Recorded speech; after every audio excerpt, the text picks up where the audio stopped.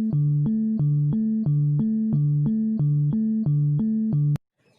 Friends, welcome to our YouTube channel.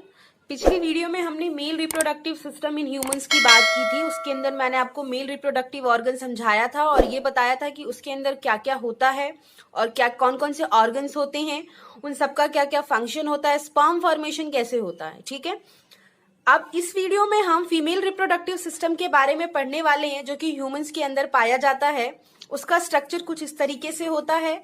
अब इसमें मैं आपको ये बताऊंगी कि इसके अंदर क्या क्या ऑर्गन्स होते हैं, उनका फंक्शन कैसे होता है। जो मेल वाला था उसमें मैंने आपको बताया कि स्पर्म फॉर्मेशन कैसे होती है। तो ऑब्वियस सी बात है कि फीमेल रिप्रोडक्टिव सिस्टम में हम ये समझेंगे कि ओवा जो है वो कहाँ से रिलीज होता है और किस तरीके से फर्टिलाइजेशन होता है। ठीक है, तो चलिए स्टार्ट करते हैं। ये देखिए, ये फीमेल रिप्रोडक्टिव सिस्टम है। इसका जो शेप है वो एक मटर के दाने जितना शेप हमारी बॉडी के अंदर होता है। ये आपको काफी बड़ा दिख रहा है, शेप ऐसा ही होता है, लेकिन आप समझ सकते हैं कि जो मटर का दाना है वो कितना भारी होता है, आपको पता ही है। ठीक है, तो चलिए स्टार्ट करते हैं। ये देखिए, ये फीमेल रिप्रोडक्टिव सिस्टम है। इसका जो ये अपर पार्ट है इसको फंडस बोलते हैं या बॉडी भी बोल सकते हैं। ठीक है, कुछ नहीं होता, यहाँ पर सिर्फ मस्कुलर लेयर होती है। ठीक है, उसके बाद देखिए, ये जो आपको हैंड लाइक कुछ दिख रहा है, हाथ जैसा, इसको ओविडक्ट कहा जाता है या फिर फैलोपियन ट्यूब कहा जाता है। ठीक है, अब ये हैंड जहां पर खत्म हो रहा है वहां पर कुछ फिंगर लाइक प्रोजेक्शंस हैं, उसको फिम्ब्रिये कहते हैं। ठीक है, ये देखिए, ये ओवरी का स्ट्रक्चर है। ये जो है ओवरी का फीमेल रिप्रोडक्टिव ऑर्गन में बहुत ही ज्यादा मेजर फंक्शन है। ठीक है, इसमें जो है ये ओवरी ये एग रिलीज करती है। क्या रिलीज करती है? एग रिलीज करती है। और वो एग क्या होता है? ओवा होता है। ठीक है, जब वो ओवा इसके अंदर बनता है और फिर वो जब रिलीज होता है तो जो फिम्ब्रिये होता है वो क्या करता है? एग को कैच करता है।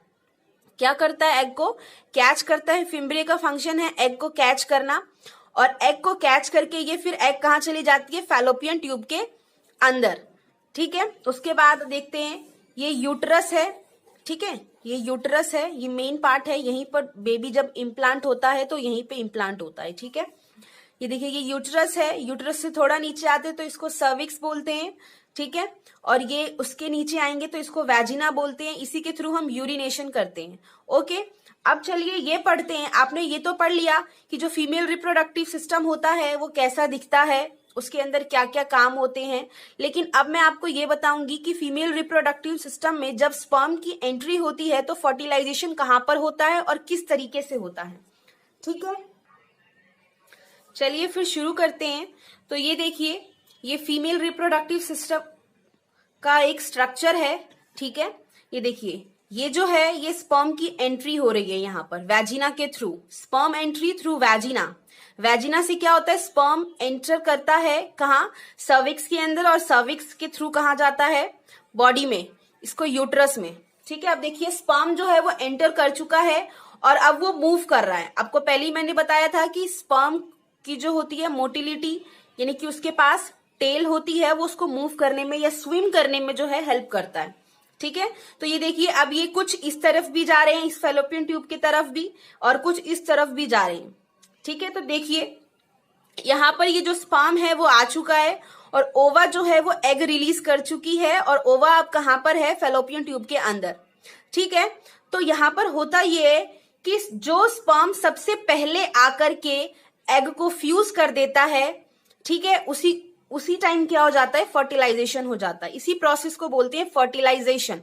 और जब एक स्पर्म एग को फ्यूज कर चुका है, उसके बाद कितने भी स्पर्म्स आ जाएं वो फ्यूज नहीं कर सकते एग को। ये बहुत ही इंपॉर्टेंट बात है, ये आपको ध्यान में रखनी है। ये देखिए, ये जो यहाँ पर मैंने लिखा है कि जो ओवरी है वो एग रिलीज कर चुकी है। ठीक है, उसके बाद यहाँ पर एग और ये स्पर्म, जब इन दोनों का यहाँ पर फ्यूजन हो जाएगा तो क्या बन जाएगा? यहाँ पर फर्टिलाइजेशन प्रोसेस हो जाएगा और उसके बाद क्या बनेगा? जाइगोट।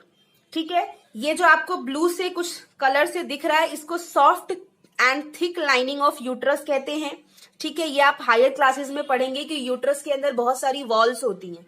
ठीक है, तो इसको आप soft thick lining of uterus भी कह सकते हैं या फिर एंडोमेट्रियल वॉल भी कह सकते हैं।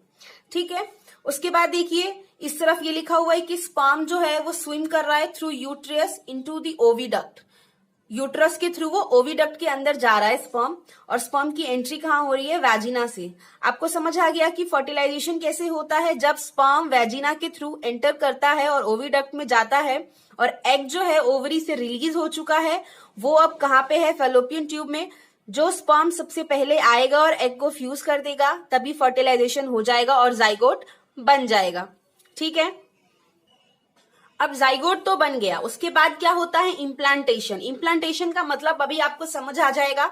देखिए दूसरे स्ट्रक्चर को देखिए, ये भी ओवरी का स्ट्रक्चर है, फीमेल रिप्रोडक्टिव ऑर्गन का स्ट्रक्चर है। उसमें देखिए ये जो इसकी वॉल्स हैं, अब यहाँ पर देखिए जाइगोट बन चुका है। ठीक है, जाइगोट जो है वो बन चुका है। अब जाइगोट जो है वो फैलोपियन ट्यूब के थ्रू यूटेरस में आएगा। ठीक है, तो देखिए कैसे आएगा, पहले जाइगोट है, फिर वो और डिवाइड होता है, फिर और फर्दर डिवाइड होता है, फिर उसके अंदर बहुत सारे सेल्स आ जाते हैं। ये भी आप फर्दर क्लासेस में पढ़ेंगे कि जो जाइगोट है वो यहाँ पर माइटोसिस डिवीजन से क्या हो रहा है, डिवाइड होता है। उसके अंदर 1 से 2 सेल बनते हैं, 2 से 3, 3 से 4। ठीक है, इस तरीके से जो है सेल्स जो हैं वो बढ़ते जाते हैं, और एक टाइम पर ऐसा आता है जहां पर वो क्या बनता है, देखिए लिखा हुआ है कि a ball of hundreds of cell is formed. यहां पर क्या है, अब वो 100 या थाउजेंड्स ऑफ सेल से जो है एक बॉल बन जाती है, जिसको हम अब एम्ब्रियो बोलेंगे। ठीक है, तो उसको अब हम क्या बोलते हैं, तो आपको ये ध्यान रखना है कि फर्टिलाइजेशन के बाद जाइगोट बनता है, और जाइगोट से फर्दर डिवाइड होकर के क्या बनता है, एम्ब्रियो। ठीक है, अब एम्ब्रियो जो है वो क्या करता है, इसकी जो वॉल होती है, जो मैंने आपको यहां पर बताई थी, थिक लाइनिंग जो वॉल होती है, उसके अंदर आकर के इम्प्लांट हो जाती है, जुड़ जाती है, उस वॉल के साथ स्टिक हो जाती है, चिपक जाती है। ठीक है, embryo get embedded in the lining of uterus. अब वो क्या हो चुकी है, उसकी वॉल के अंदर एकदम स्टक हो चुकी है। इस प्रोसेस को क्या बोलते हैं, इम्प्लांटेशन।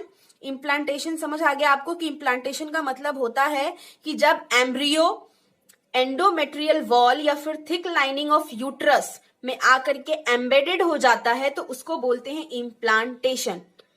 ठीक है, अब यहीं पर क्या होगा, इम्प्लांटेशन के थ्रू बेबी यहीं पर पूरे 9 मंथ जो है, ह्यूमन की बात कर रही हूँ, ह्यूमन का जो गेस्टेशन पीरियड होता है वो 9 मंथ का होता है। अलग अलग एनिमल्स में ये वेरिएशन करता है। ठीक है, सभी में 9 मंथ नहीं, किसी में 22 मंथ का होता है, किसी में 11 मंथ का होता है। ठीक है, तो अब ये यहाँ पर इम्प्लांटेशन इसको कहते हैं। अब हम एक और टॉपिक पढ़ने वाले हैं जिसको बोलते हैं मेंस्ट्रुएशन। ये भी फीमेल के अंदर ही होता है, उसके रिप्रोडक्टिव ऑर्गन में। ठीक है, तो देखिए इस प्रोसेस को बोलते हैं मेंस्ट्रुएशन। मेंस्ट्रुएशन का मतलब है कि ये जो है सेक्सुअल साइकिल है, सेक्सुअल साइकिल इन फीमेल, या फिर ये कह लो ह्यूमन फीमेल।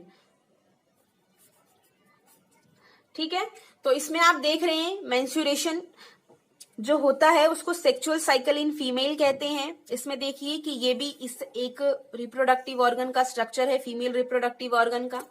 ठीक है, देखिए फीमेल रिप्रोडक्टिव ऑर्गन का स्ट्रक्चर है, ये आपको बताया मैंने कि इसको एंडोमेट्रियल वॉल भी कह सकते हैं या फिर थिक लाइनिंग ऑफ यूट्रस भी कह सकते हैं। तो इसमें होता ये है कि अगर अच्छा, एक और बात ध्यान रखना है आपको कि मेंस्ट्रुएशन जो है वो स्टार्ट होता है at the age of puberty. At the age of puberty यानी कि 10 to 12 ईयर्स में स्टार्ट हो जाता है ये गर्ल्स के अंदर, ये मेल में नहीं होता। मैंने पहले ही बताया है कि ये सेक्सुअल साइकिल इन फीमेल है। ठीक है, तो देखिए मेंस्ट्रुएशन में होता ये है कि जो एंडोमेट्रियल वॉल होती है, ठीक है, ये जो वॉल है, ये वॉल, और जब स्पर्म एंटर नहीं करता, एग तो रिलीज होता रहता है। जब मैंने बताया कि 10 से 12 साल में क्या होती है, जब कोई भी गर्ल जो होती है वो 10 या 12 साल की हो जाती है, तो उसके अंदर क्या होती है, मेंस्ट्रुएशन स्टार्ट हो जाती है। तो मेंस्ट्रुएशन में क्या होता है, एग तो रिलीज होता रहता है। ठीक है, एवरी मंथ जो है एग रिलीज होता है, दोनों ही ओवरी रिलीज करते हैं। अगर इस महीने ये ओवरी रिलीज कर रही है तो अगले महीने ये ओवरी रिलीज करेगी। ठीक है, तो इस तरीके से इसके अंदर जो है ओवरीज जो है एग रिलीज करती हैं। अब एग जो है वो इसमें आ चुका है, किसमें आ चुका है, फैलोपियन ट्यूब के अंदर। क्या है ये, फैलोपियन ट्यूब के अंदर जो है अब एग आ चुका है। तो अगर अब अगर इसके अंदर स्पर्म की एंट्री नहीं होती है तो एग फर्टिलाइज नहीं होगा। जैसा कि हम जानते हैं कि 10 to 12 एज में किसी के भी वेजिना में स्पर्म एंटर नहीं होता। तो स्पर्म जब एंटर नहीं होता है तो क्या होता है, एग फर्टिलाइज नहीं होता। तो अगर एग फर्टिलाइज नहीं होगा तो उस एग का होगा क्या, है ना। तो एग जो है अब वो धीरे धीरे यहाँ फैलोपियन ट्यूब से क्या होती है, यूटरस में आ जाती है, लेकिन वहां तक भी उसको कोई स्पर्म नहीं मिलता। तो जब अगर उसको कोई स्पर्म नहीं मिलता है तो वो क्या होती है, रप्चर हो जाती है, टूट जाती है, डीजेनरेट हो जाती है, ठीक है। और उसके साथ साथ ये जो एंड्रोमेट्रियल वॉल होती है, जिसके अंदर जो मैंने बताया था अभी कि एम्ब्रियो जो है आकर के क्या होता है, वहां पर स्टिक हो जाता है, एम्बेडेड हो जाता है। अगर उसको भी कोई एम्ब्रियो ना मिले तो ये जो वॉल होती है ये भी टूट जाती है, डीजेनरेट हो जाती है और बहुत सारा ब्लड का जो लॉस होता है, ठीक है। तो ये देखिए दूसरे वाले डायग्राम में आपको क्लियरली समझ आ जाएगा। यहाँ पर देखिए क्या हो रहा है कि ये जो वॉल है एंड्रोमेट्रियल वॉल, और जो यहां से वो आया है ओवा, अनफर्टिलाइज्ड एग, वो भी क्या होगा, वो भी टूट जाएगा। और ये दोनों ही क्या होंगे, टूट करके बहुत सारी ब्लीडिंग होगी। इसी को बोलते हैं मेंस्ट्रुएशन प्रोसेस, या फिर आप इसको कॉमनली पीरियड्स भी कह सकते हैं, ठीक है। ह्यूमंस के अंदर जो ये साइकिल होती है, ह्यूमन फीमेल के अंदर जो ये साइकिल होती है वो हर 28 डेज पे रिपीट होती रहती है, ठीक है। नेक्स्ट वीडियो में हम पढ़ने वाले हैं कि जो बर्थ कंट्रोल के मेथड्स क्या क्या हैं, ठीक है। और इस वीडियो को देखने के लिए थैंक यू।